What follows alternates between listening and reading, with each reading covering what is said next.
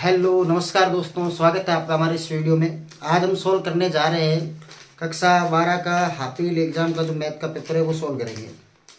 तब ये पेपर हुआ था आज और काफ़ी अच्छा पेपर आया है। इसके अंदर आपके टोटल नंबर ऑफ क्वेश्चन है 44, 44 क्वेश्चन आए हैं।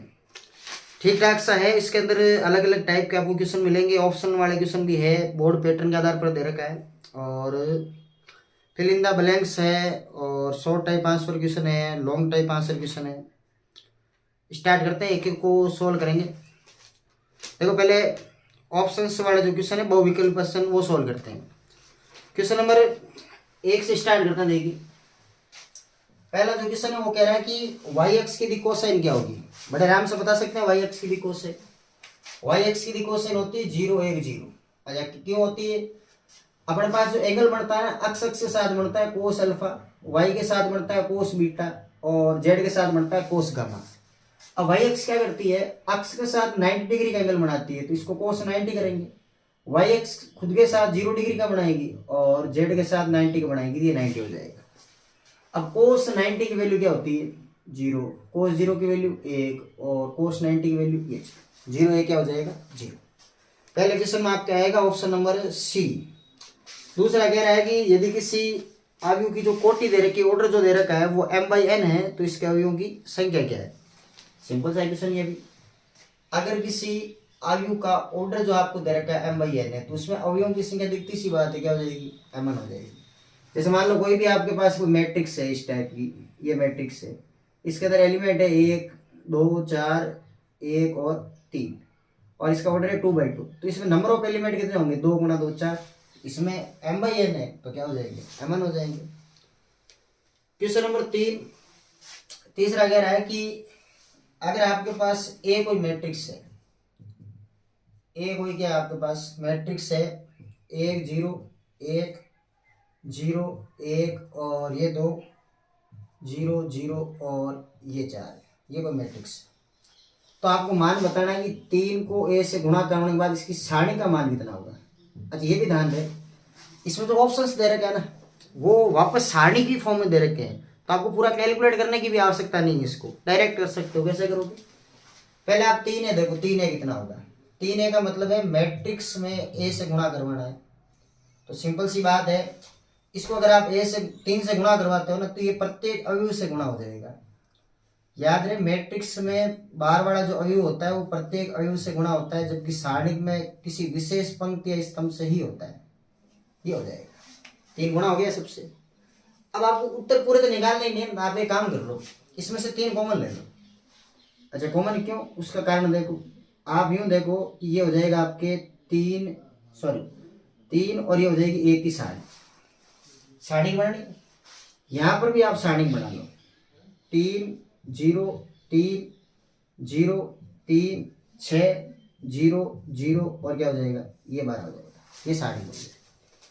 अब सिंपल सा कंसेप्ट है कि सोल्व तो इसको करना है नहीं, तो क्या करें, पहली पंक्ति में से 3 बार ले लो, दूसरी में से भी 3 बार ले लो, तीसरी में से भी 3 बार ले लो। आपने 3 को कितनी बार ले लिया 3 बार, 3 बार लेने के मतलब 27 हो गए। ध्यान रहे यहां पर 3 को बार लिया है। मैट्रिक्स इस तरह नहीं होगा, कारण मैट्रिक्स में क्या होता है कि 3 बार लेने का मतलब केवल 3 ही आता है, इसमें किसी विशेष पंक्ति या स्तंभ से आप बाहर ले सकते हो। पहली पंक्ति में से 3, दूसरी में से 3 और तीसरे में से क्या लिया 3 बार लिया, तो यहाँ तो हो गया 27। अब यहाँ सारणी में क्या बचेगा 1 0 1 और 0 1 और यहाँ हो जाएगा आपके 2 0 0 और यहाँ हो जाएगा 4। इसको आप नाम क्या दे सकते हो, इसको आप नाम दे सकते हो ए की सारणी। यहाँ पर जो 3 ए की सारणी होगी वो आपके बराबर आएगी 27 और ए की सारणी के बराबर, यानी आपके इसमें हो जाएगा option number C correct. Question number 3 अच्छा क्वेश्चन है, ध्यान रखना इसका। क्वेश्चन नंबर 4 देखो, छोटा सा क्वेश्चन है, चौथा वेक्टर से है चैप्टर नंबर 10 से। सदिश 2i + 3j एवं अक्ष i + yj समान है तो अक्ष और y के मान क्या होंगे। सिंपल सा कंसेप्ट है कि अगर ये दोनों बराबर दे रखे हैं, ये दोनों बराबर दे रखे हैं तो यहाँ लिख लो कंपैरिजन करने पर, तुलना करने पर कंपैरिजन करो आई का कोफिशिएंट यहाँ कितना है 2, यहाँ आई का कितना है x, तो x की वैल्यू हो जाएगी 2 और y की कितनी हो जाएगी 3, ये हो जाएगी। j का कोफिशिएंट 3 है, यहाँ j का कौन है y। 1 से 4 तक तो कोई दिक्कत होनी नहीं चाहिए। और 5वां यहाँ कर लेते हैं अपन, एक हो जाएगा और 5वां देखो, 5वां कह रहा है कि साइन इनवर्स 1/2, ये तो इसकी वैल्यू बतानी है। अच्छा, इसकी प्रिंसिपल वैल्यू बतानी, मुख्य मान बताना। मुख्य मान कैसे निकालते हैं, ये जो अंदर दे रखी है ना, ये साइन में कितने डिग्री की वैल्यू होती है, कितने रेडियन की वैल्यू होती है, ये π/4 रेडियन की वैल्यू होती है, 45 डिग्री की। इसको हटा लो, इसको हटाओ, यहाँ क्या आ जाएगा π/4, ये बिलोंग्स टू है -π/2 से +π/2, तो यहाँ पर आपका आंसर आ जाएगा π/4। ये हो गया आपके 1 से 5 तक क्वेश्चन। चलते हैं नेक्स्ट क्वेश्चन पर। देखो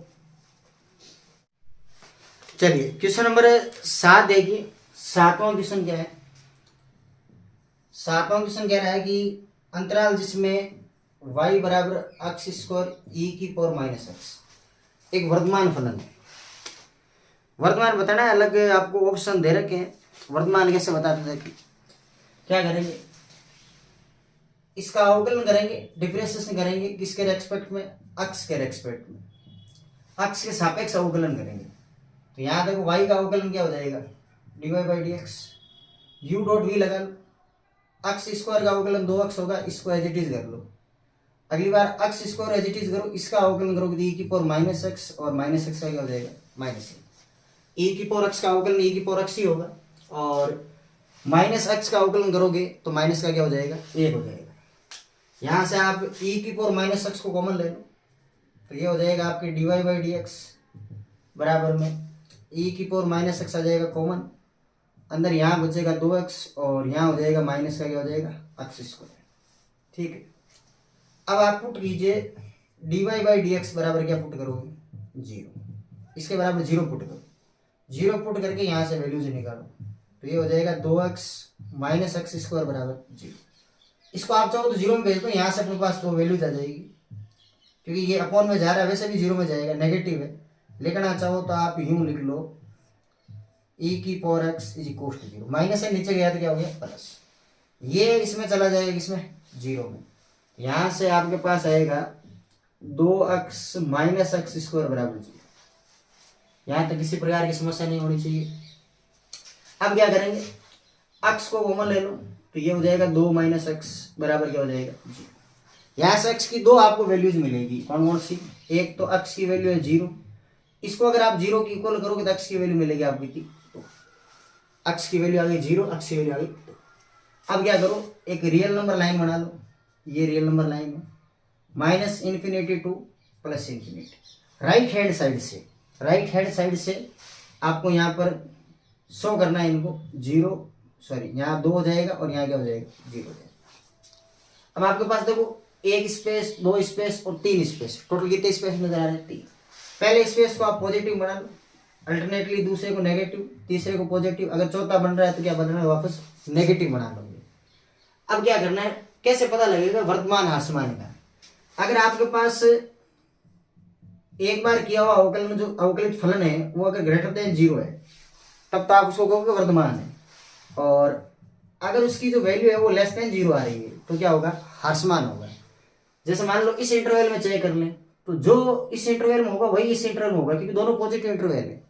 और जो इंटरवल यहाँ आप चेक कर रहे हो नेगेटिव वाला, अगर आगे कोई नेगेटिव इंटरवल है तो उसमें भी सेम प्रोसेस रहेगी। इसमें अगर डिक्रीजिंग आ रहा है, ह्रासमान आ रहा है, तो आगे वाले में भी ह्रासमान आएगा। इसमें वर्तमान आ रहा है, इनमें भी वर्तमान ही आएगा।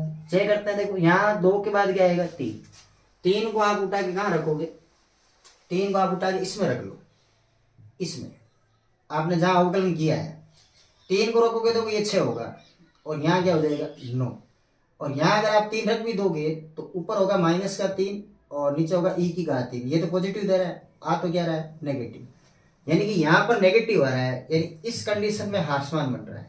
अगर इसमें ह्रासमान है तो 100% इसमें भी क्या होगा ह्रासमान। आपको क्वेश्चन पूछा था वर्तमान, तो इसमें वर्तमान होगा, लेकिन जैसे 0 और 2 इस कंडीशन में क्या हो जाएगा आपका वर्तमान हो जाएगा, इंक्रीजिंग हो जाएगा। तो ऑप्शन देख सकते हो आप, कौन सा ऑप्शन होगा आपके, ऑप्शन नंबर डी हो जाएगा, 0,2 हो जाएगा। एक और देख लेते हैं, क्वेश्चन नंबर 8 है, यही देख लेते हैं 8वें को भी। 8वां क्या है, कह रहा है कि फलन का प्रति अवकलज। प्रति अवकलज का मतलब होता है समाकलन। अवकलन की जो प्रतिलोम प्रक्रिया होती है उसी को क्या कहते हैं, समाकलन। तो आपको समाकलन निकालना है। प्रति अवकलज का मतलब है समाकलन। 3x² + 4x³ का समाकलन निकालना है। तो यहाँ देख लो आप, 3 हो जाएगा, इसका समाकलन करोगे तो x की घात 3/3, और इसका करोगे x की घात 4/4 प्लस क्या लगा लो 4 से 4 कट जाएगा, 3 से 3। ऑप्शन नंबर आपका हो जाएगा इसके अंदर ए, फर्स्ट ऑप्शन हो जाएगा। चलते हैं नेक्स्ट क्वेश्चन पर। नेक्स्ट क्वेश्चन आपके ये भी हो ही जाएगा। यहाँ देखो, 3 कोटि वाले किसी अवकल समीकरण में विशिष्ट हल। देखो विशिष्ट हल जब भी पूछा जाए तो स्वेच्छ अचरों की संख्या हमेशा क्या होती है, 0। व्यापक हल, व्यापक हल में क्या होता है, जितने कोटि का अवकल समीकरण होता है उतने ही स्वेच्छ अचर होते हैं, जबकि विशिष्ट हल में सदैव स्वेच्छ अचरों की संख्या क्या होती है, 0। तो आप क्वेश्चन नंबर 9 जो है उसका आंसर होगा आपके 0। और 10वां देखो, 10वां कर ही लेते हैं, यहाँ छोटा सा 10वां भी। ये कह रहा है यदि पासों का एक जोड़ा उछाला जाता है तो प्रत्येक पासे पर सम अभाज्य संख्या। अच्छा, पासे को जोड़े को उछालोगे तो आपके पास 6 × 6 टोटल कितनी इवेंट आएगी, 36 इवेंट। सम अभाज्य संख्या है 2 और 2, इसकी बात कर रहा है। अब ये 36 में से एक ही जगह आ रहा है और टोटल कितने हैं, 36। अनुकूल परिणाम बटे में कुल परिणाम, तो प्रायिकता क्या हो जाएगी आपके 1/36। ये आपके 1 से 10 तक हो गए क्वेश्चन कंप्लीट। चलते हैं नेक्स्ट क्वेश्चन। चलिए क्वेश्चन नंबर 11 देखिए। 11वां क्वेश्चन है कि y बराबर sin x है, अक्ष से परिबद्ध क्षेत्र व क्षेत्रफल क्या होगा। और साथ में यूं कहा है कि जो अक्ष है ना वो आपको 0 और पाई के बीच में दे रखा है। देखो y बराबर sin x, ये आपके आया है समाकलनों के अनुप्रयोग से, एप्लीकेशन ऑफ इंटीग्रेशन से आया है। sin x की जो कर्व होती है ना वो इस टाइप की होती है, ठीक है। अब यहाँ आपको 0 से पाई दे रखा है, तो यहाँ आपको पता है ये पाई होने वाला है, और ये कितना होगा π/2। यहाँ आप देखते हो तो वापस क्या हो जाएगा 2 पाई, और ये होता है 3 π/2, ठीक है। देखो सिंपल तरीका बताता हूँ। यहाँ से यहाँ तक अगर एरिया कभी पूछे ना तो ये होता है 1, यहाँ से यहाँ तक का पूछे तो भी 1, यहाँ से यहाँ तक का तो पूछे तो भी कितना होगा 1, और यहाँ से यहाँ तक का पूछे तो भी कितना होगा 1। टोटल मिला के इसका एरिया होता है 4। आपको कहाँ से कहाँ तक का पूछा है, आपको पूछा है यहाँ से लगाकर यहाँ तक का, तो 1 और 1 एरिया कितना हो जाएगा, तो कितना हो जाएगा, तो अच्छा आप चाहो तो पूरा लगा भी सकते हो इसमें। कैसे, आपको अक्ष sin x से परिबद्ध क्षेत्र मतलब इसकी बात कर रहा है, केवल यहाँ से यहाँ तक की बात कर रहा है, तो आप समाकलन लगा सकते हो। समाकलन लगाओ कहाँ तक, 0 से लगाकर पाई तक, 0 से पाई तक की रेंज ऊपर ऊपर दे रखी है तुम। और y dx करोगे, ये लो y dx, तो ये हो जाएगा आपके 0 से पाई y dx। y मतलब क्या है, sin x है, ये sin x dx। साइन का समाकलन करोगे तो आएगा माइनस कोस, ये हो गया माइनस कोस x। और इस पर लिमिट अप्लाई कर लो, 0 से पाई, ये 0 से पाई। लिमिट अप्लाई करोगे तो आप माइनस साइन रख लो, चाहो तो कोस पाई हो जाएगा, माइनस वापस करेंगे तो प्लस हो जाएगा कोस 0। कोस पाई की वैल्यू होती है -1, तो ये हो जाएगी +1, ये भी क्या हो जाएगी +1, ये हो जाएगा आपकी कितना 2 इकाई, 2 यूनिट हो जाएगा। वर्ग इकाई बोलते हैं इस वाला भी, क्षेत्रफल एरिया, तो 2 वर्ग इकाई हो जाएगा आपके। ऑप्शन नंबर आपके हो जाएगा सी इसके अंदर करेक्ट। डायरेक्ट कर लो, डायरेक्ट सही रहेगा। 0 से 2 पाई तक टोटल एरिया कितना होता है, 4 पाई, सॉरी 4 कितना होता है 4। अगर 0 से π/2 पूछे तो एरिया होगा 1, π/2 से पाई पूछे तो एरिया होगा 1। अगर यूं पूछना ना 0 से 3 π/2, 1 1 1, टोटल मिला कितना हो जाएगा 3। और डायरेक्ट कंडीशन ये दे दे कि 0 से 2 पाई तो क्या हो जाएगा टोटल 4 हो जाएगा। इसके बाद आपके फिल इन द ब्लैंक्स वाला क्वेश्चन है।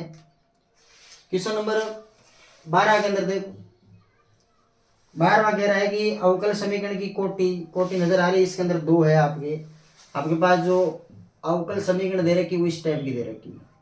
कोटि का मतलब होता है आपके हाईएस्ट अवकलन कितनी बार हुआ है, इसमें 2 ही बार हुआ है हाईएस्ट अवकलन। अगर कोटि पूछे तो 2 है, और अगर इसकी घात पूछ ले, कोटि तो 2 है, कोटि कितनी है 2। अगर इसकी घात भी पूछ ले साथ में तो घात कितनी होगी 1। और अगला कह रहा है कि 2 बिंदुओं को मिलाने वाली रेखा की दिक् कोसाइन निकालनी है।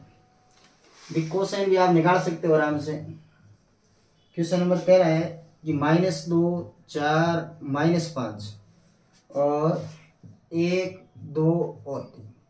इन दोनों बिंदुओं को मिलाने वाली रेखा की दिक् कोसै। देखो दिक् कोसै निकालने के बहुत सारे तरीके, एकदम सिंपल तरीका यही है कि यहां से दिक् अनुपात निकाल लो। कैसे? ABC निकाल दिक् अनुपात। दिक् अनुपात कैसे निकालते हैं? x2 माइनस x1 और y2 minus y1 z2 minus z1। x2 देख लो कितना है, 1 है, माइनस x1 करो प्लस 2, तो ये हो जाएगा टोटल। y2 कितना है? y2 है 2, y1 4, तो ये हो जाएगा माइनस 2। z2 कितना है? z2 है 3 और z1 है -5, तो ये +5 ही हो जाएगा। ये हो गया आपके दिक् अनुपात। अगर दिक् अनुपात आ गए हैं तो यहाँ से आप डायरेक्शन क्वेश्चन निकाल सकते हो। LMN का मान क्या करो, फॉर्मूला अपने पास ये होता है ना कि a/√ऑफ करते हैं अपन a² + b² + c², फिर b बट्टे में करते हैं, फिर c बट्टे में करते हैं, तीनों के लिए अलग अलग करते हैं। तो यहाँ l बराबर क्या हो जाएगा? 3 बट्टे में √ऑफ, यहाँ हो जाएगा 3 का स्क्वायर 9, -2 का स्क्वायर 4 और 8 का स्क्वायर क्या हो जाएगा? 64। इसी प्रकार से आप m का भी मान निकाल सकते हो और n का भी मान निकाल सकते हो, और जो आपके लास्ट में कंक्लूज आएगा, निष्कर्ष आएगा, उसको आप फिल कर सकते हो। जो आपके ब्लैंक्स दे रखी है, खाली स्थान दे रखी है। 14वां है, तो 14 में 2 सदिश है, आराम से कर सकते हैं। जोड़ना है इसको दोनों को, तो i कैप साथ में जोड़ दो, j कैप साथ में जोड़ दो और k कैप साथ में जोड़ दो। क्वेश्चन नंबर 15 पर चलते हैं। चलिए, क्वेश्चन नंबर 15 है कि आपके sin इनवर्स ऑफ sin 3π/4 का मान क्या होगा। ये कह रहा है कि sin इनवर्स ऑफ sin 3π/4 का मान क्या होगा। देखो डायरेक्ट आपको हटाना नहीं है, क्योंकि ये इसकी रेंज में होना जरूरी है, इनवर्स की रेंज में। और साइन इनवर्स की जो रेंज होती है वो क्या होती है? वो होती है -π/2 से +π/2। इसकी रेंज में होगा तभी हटेगा, नहीं तो नहीं हटेगा। रेंज में है नहीं तो पहले रेंज में लाओ। कैसे लाएंगे? इसको ब्रेक कर लेंगे। ये है साइन इनवर्स और ये साइन है, इसको यूं लिख सकते हैं क्या? डिवाइड करेंगे तो पाई -π/4 हो जाएगा 3π/4। Sine of pi minus theta क्या होगा? पाई माइनस थीटा मतलब कौन सा क्वाड्रेंट हो गया? आपके सेकंड क्वाड्रेंट। सेकंड के अंदर साइन पॉजिटिव होता है, तो ये हो जाएगा आपके साइन थीटा ही हो जाएगा। यहाँ से साइन इनवर्स ऑफ ये हो जाएगा आपके साइन π/4 हो जाएगा। इसको हटा लो आप, हटाओगे यहाँ आ जाएगा π/4, और π/4 बिलोंग्स टू है साइन इनवर्स की रेंज में -π/2 से +π/2। इसमें कोई दिक्कत वाली बात ही नहीं। आगे देखो आप फिल इन द ब्लैंक्स में ही question number 16।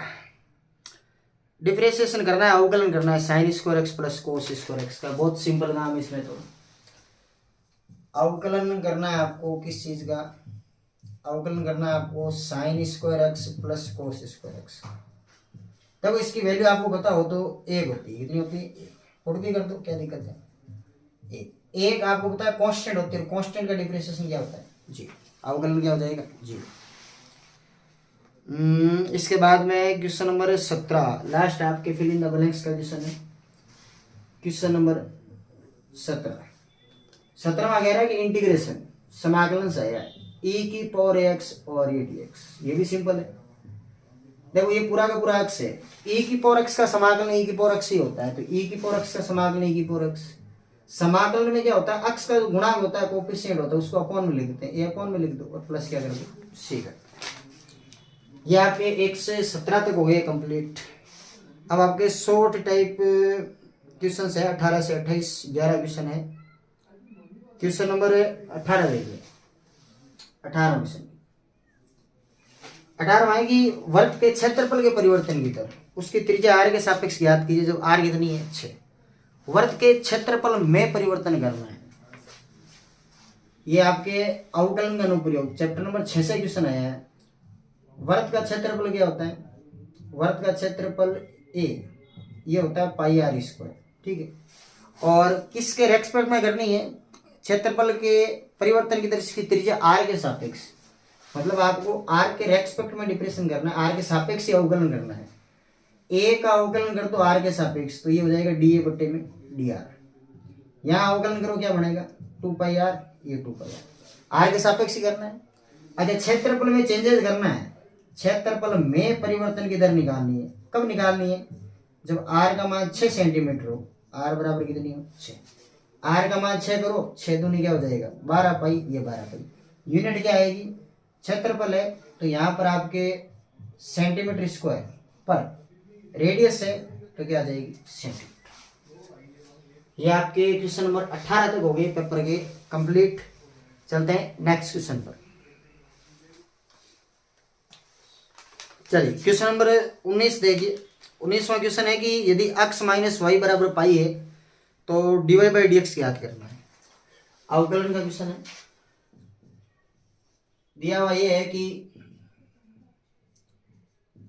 x minus Y बराबर पाई है तो dy बाई डी एक्स क्या होगा, ये निकालना है।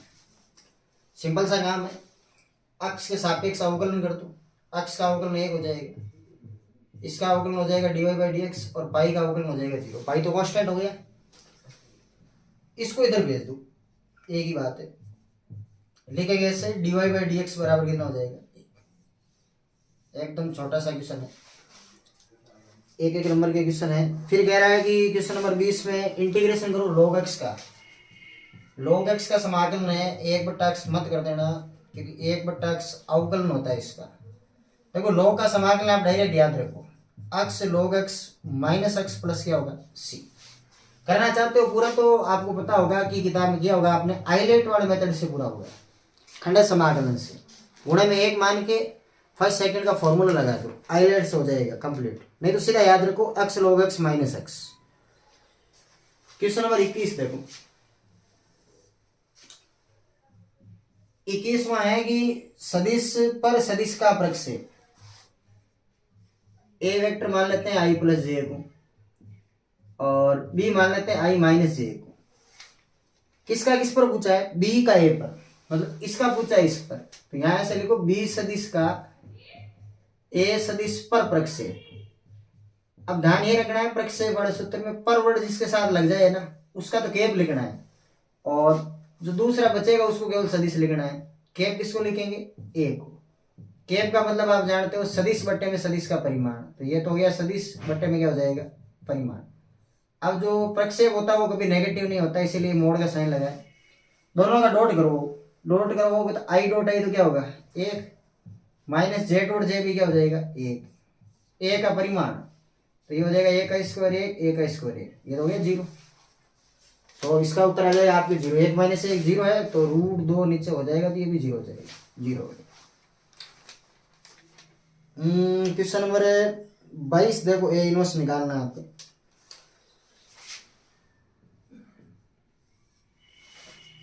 चलिए क्वेश्चन नंबर 22 देखिए। 22वां क्वेश्चन है यदि अभी आपके पास ए है तो ए इनवर्स निकालिए। जब आपके पास अगर ए दे रखा है, ए क्या दिया हुआ है कि -2 4 -3 निकालना क्या आपको, ए इनवर्स निकालना है। ए इनवर्स क्या होगा आराम से निकाल सकते हैं। ए इनवर्स के लिए अपने पास सूत्र होता है, ए इनवर्स बराबर होता है आपके 1 में ए की सारणी और एडजॉइंट ऑफ ए के बराबर। पहले एक काम करते हैं, ए की सारणी निकाल लेते हैं, ए इनवर्स पॉसिबल है या नहीं वो पता लग जाएगा। ए की सारणी को सीधे निकाल लो, 6 हो जाएगा, माइनस करते तो ये भी प्लस हो जाएगा, ये हो जाएगा 8, ये आ जाएगी 14। तो यहाँ लिख दो ए की सारणी की नॉट इक्वल टू 0, अतः ए इनवर्स का क्या होगा अस्तित्व होगा।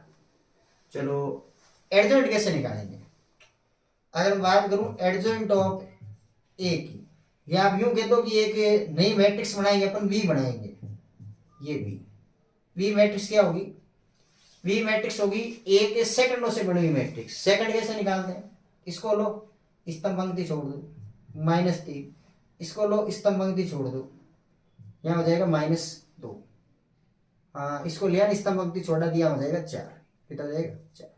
इसको ले लो स्तंभ पंक्ति छोड़ दो तो ये हो जाएगा -2, इसको लो स्तंभ पंक्ति छोड़ो ये हो जाएगा आपके -2, ठीक है। अब इसका ट्रांसपोज कर दो, ट्रांसपोज मतलब परिवर्त, इसका ट्रांसपोज क्या आएगा, ट्रांसपोज आएगा आपके पंक्ति है उसको स्तंभ बना दो, और जो स्तंभ है वो पंक्ति बन जाती है। ये किसके बराबर होगा, ये बराबर होगा आपके एडजॉइंट ऑफ ए के बराबर, बी का ट्रांसपोज। अब सिंपल सा काम है, यहाँ लिख दो कि जो ए इनवर्स है वो क्या है 1 ए की सारणी इतनी 1/14, और एडजॉइंट ए कितना है, -3 -2 4 और क्या हो जाएगा, -2 हो जाएगा। ये बन जाएगा ए इनवर्स। एकदम आराम से कर सकते हो आप ए इनवर्स वाले क्वेश्चन को। ये फॉर्मूला याद रखे ए इनवर्स का। ए इनवर्स बराबर क्या होता है, 1/a की सारणिक एडजॉइंट ऑफ ए होगा। अगला क्वेश्चन देखो। अगले में मात्रक सदिश निकालना है 23वें में आ जाएगा इसमें। देखो क्वेश्चन नंबर 23 यूनिट वेक्टर पूछा है, मात्रक सदिश पूछा है। मात्रक सदिश देखो,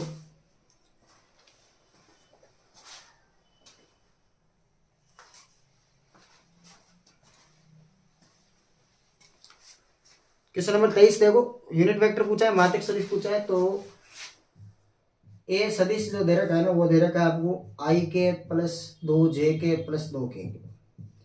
मात्रक सदिश का सूत्र जानते ही हो आप, क्या करना है, क्या निकालना है, इसका कैप निकालना है। कैप बराबर क्या होता है, सदिश बट्टे में सदिश का परिमाण। तो यहाँ देख लो आप, ए का कैप सदिश कितना है, आई प्लस 2 जे प्लस 2 के, इसका परिमाण मैग्नीट्यूड। परिमाण कैसे निकालोगे, इसका गुणा 1 है, 1 का स्क्वायर 1, 2 का 4 और 2 का कितना हो जाएगा 4, 4 4 8 1 हो गया 9। तो नीचे यहाँ 9 है ना, 9 में से बाहर ले लो 3, आप 3 ले लोगे और सेपरेटली डिवाइड कर दो। यहाँ भी 3, यहाँ भी 3 और यहाँ भी 3। ये आपका फाइनल आंसर आ जाएगा। ये हो गया आपके क्वेश्चन नंबर 23 तक कंप्लीट। यहाँ तक उम्मीद है एकदम क्लियर रहे होंगे आपके 23वें तक। चलते हैं क्वेश्चन नंबर 24 पर। चलिए क्वेश्चन नंबर 24 है, प्रोबेबिलिटी से है, प्रायिकता से है आपके, कि यदि ए और बी दो स्वतंत्र घटनाएं हैं और पी ऑफ ए दिया है, पी ऑफ बी दिया है, इंटरसेक्शन क्या होगा। देखो वो कह रहा है कि ए और बी तो क्या है, स्वतंत्र घटनाएं हैं, और दिया हुआ क्या है कि पी ऑफ ए जो है वो 0.3 है और पी ऑफ बी जो है वो 0.6 है। आपको ये बताना कि P of A intersection B क्या होगा। किस केस में, जब आपके पास ए और बी कैसी है, स्वतंत्र घटना। अगर ए और बी स्वतंत्र घटना है तो सिंपल सी बात है, इसको आप यूं लिख सकते हो, P of A dot P of. अगर ए और बी कैसी है, स्वतंत्र घटना है, तो हम सिंपल सा काम है 0.3 गुणा करवा लो 0.6, यहाँ हो जाएगा आपके 18, तो 0.18। यहाँ आपके सिंपल सी बात यही थी कि ए और बी दो घटनाएं आपको दे रहे कि स्वतंत्र है, तो दोनों क्या करवा लो आप, मल्टीप्लाई करवा लो। इसके बाद देखो आप क्वेश्चन नंबर 25 समाकलन गुणांक निकालना है। 25 में क्या निकालना है, समाकलन गुणांक IF निकालना है। तो अक्ष dy/dx प्लस का 2y और यहाँ क्या हो जाएगा आपके अक्ष स्क्वायर। देखो समाकलन गुणांक आपको पता है रेखिक अवकल समीकरण होता है। तो रेखिक अवकल समीकरण कैसे दिखाई देती है, पहले ये देखो, dy/dx प्लस का py बराबर क्या होती है, q होती है। ये होती है रेखिक अवकल समीकरण। अब यहाँ आपको इस टाइप में पहले चेंज करना पड़ेगा। चेंज कैसे करोगे कि अक्ष ज्यादा आ रहा है, अक्ष से डिवाइड कर लो, डिवाइड करोगे तो ये हो जाएगा dy/dx प्लस का 2/x और ये हो जाएगा y, अक्ष से डिवाइड करो तो यहाँ हो जाएगा x। अब कंपेयर करके देखो आपका p कितना आएगा, p आएगा 2/x, q की हालांकि आवश्यकता है नहीं, फिर भी लिख लो q बराबर क्या आएगा x। समाकलन गुणांक, समाकलन गुणांक का मतलब है आपके IF, इंटीग्रेटिंग फैक्टर। इसका फॉर्मूला होता है e की घात में समाकलन p dx। dx में चल रहा है तो dx होगा। एक समीकरण और होती है जो dy में चलती है, ये हो जाएगी e की घात में समाकलन p मतलब 2/x और क्या हो जाएगा dx। दो आप बाहर ले लो, 2 बाहर आ जाएगा, अंदर बचेगा 1/x और ये dx। देखो 1/x का समाकलन होता है log x, ये हो जाएगा आपके log x। यहाँ तक हालांकि ऑप्शन तो है नहीं, तो मैच करोगे आप, पूरा आंसर देना आपको। देखो यहाँ सूत्र लगो n log m का, मतलब ये 2 जाएगा इसके ऊपर, कैसे, यूं बनेगा e की घात में log x स्क्वायर, e की घात में log x स्क्वायर। अब एक log में फॉर्मूला और होगा कि e की घात में log बेस में e अक्ष बराबर क्या होता है, अक्ष। तो इसका जो फाइनल आंसर है ना, वो आ जाएगा आपके अक्ष स्क्वायर, क्या जाएगा अक्ष स्क्वायर। बहुत सिंपल तरीके से कर सकते हो आप इसको। 2 को बाहर ले लो, इसका जो समाकलन है ना वो log x हो जाएगा, इसको log x कर लो। अब ये 2n log m वाले फॉर्मूले से ऊपर जाएगा तो यूं बनेगा। यहाँ एक log का सूत्र और लगा दो ये बड़ा, कि अगर यहाँ e की पावर में log और बेस e हो तो इसका उत्तर अक्स ही आता है। अक्स का मतलब है x स्क्वायर, तो इसका फाइनल आंसर क्या आ जाएगा, x स्क्वायर।